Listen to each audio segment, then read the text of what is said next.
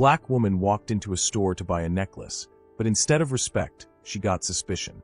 The clerk accused her of fraud, and within minutes, security was called to throw her out. Suddenly the real owner of the mall walks in, and what happens next will leave you speechless.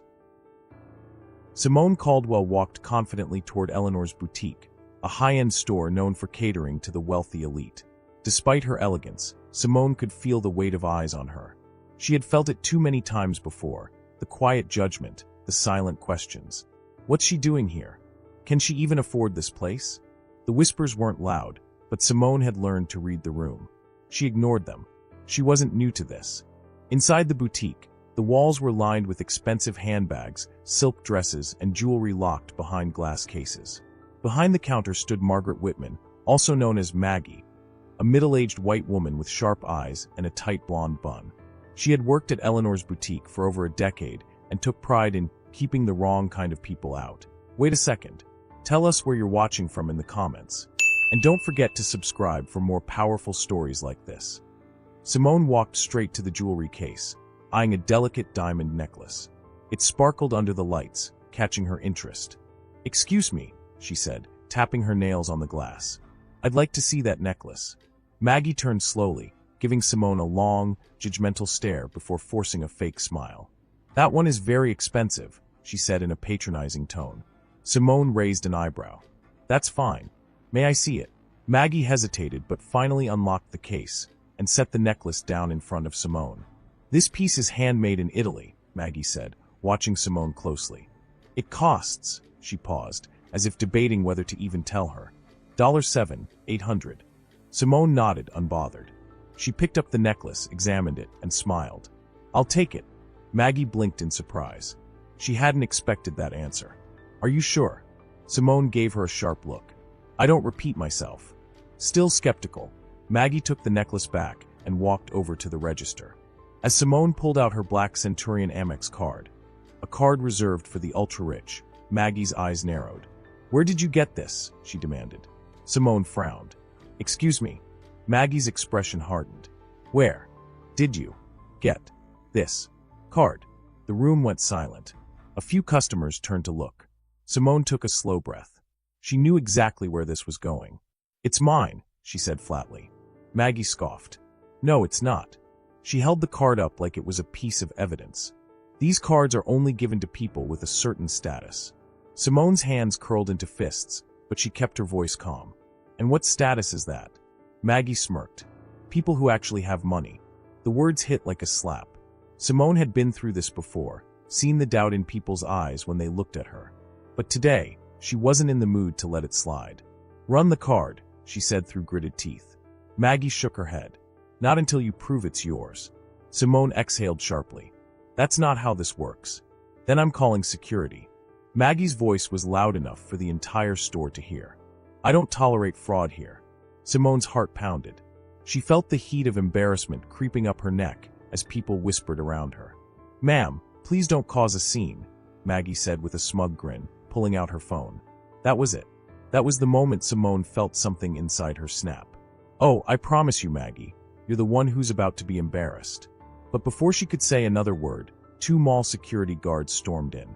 The 2 mall security guards stormed into the boutique, their heavy boots clanking against the polished floors. Officer Dale Carter, a tall, burly white man with a buzz cut, led the way. Behind him was Officer Kevin Ross, slightly younger, but just as intimidating. Both had the same hardened expression, one Simone had seen too many times before. Maggie pointed at Simone like she had just caught a criminal in the act. "She's using a stolen credit card. Refused to show ID. I think it's fraud." Simone's jaw clenched. Fraud. Because in their eyes, there was no way a black woman like her could possibly afford to shop here. Officer Carter folded his arms. "Ma'am, I'm going to need you to hand over that card." Simone met his gaze, unfazed. "Absolutely not." Officer Ross stepped forward. "Then we'll have to escort you out." The humiliation burned through her, but Simone refused to let it show. "You don't know who you're messing with," she said, voice steady. Maggie chuckled. "Oh, I think we do." Simone took a deep breath, then pulled out her phone. "All right. You want proof? Let me make a call." Maggie scoffed. "Call whoever you want. You're not walking out of here with that necklace." Simone ignored her and tapped the screen. The phone rang twice before a deep voice answered. "Hey, sweetheart. Everything okay?" The room went dead silent. The voice belonged to Franklin Caldwell, the billionaire real estate mogul and owner of Magnolia Heights Mall. Maggie's smirk vanished. The security guards exchanged nervous glances. Simone's voice was sharp. "Dad, I need you at Eleanor's boutique. Now." Franklin didn't hesitate. "I'm on my way." She ended the call and folded her arms. "Now we wait." Maggie shifted uncomfortably. That doesn't prove anything." Simone chuckled darkly. "Oh, Maggie, you're about to find out exactly who I am." 10 minutes later, the glass doors to the boutique swung open, and in walked Franklin Caldwell himself. Dressed in a sharp navy suit, the 6 feet 3 inches businessman carried an air of power that made the entire store go silent. If you're enjoying this story and want to hear more, hit that subscribe button now. Don't miss out. Right behind him was mall director Susan Langley, a middle-aged white woman who ran Magnolia Heights with an iron grip. She looked furious. Franklin's sharp eyes scanned the room until they landed on Simone. "Baby girl, what happened?" Maggie's face turned pale. "Baby girl?" Simone crossed her arms.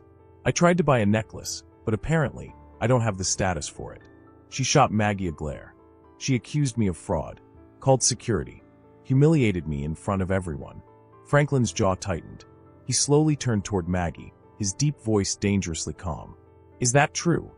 Maggie's hands trembled. "Yes, sir, I didn't know she was." "You didn't know she was my daughter?" His voice dropped lower. "And that gave you the right to harass her?" Maggie swallowed hard.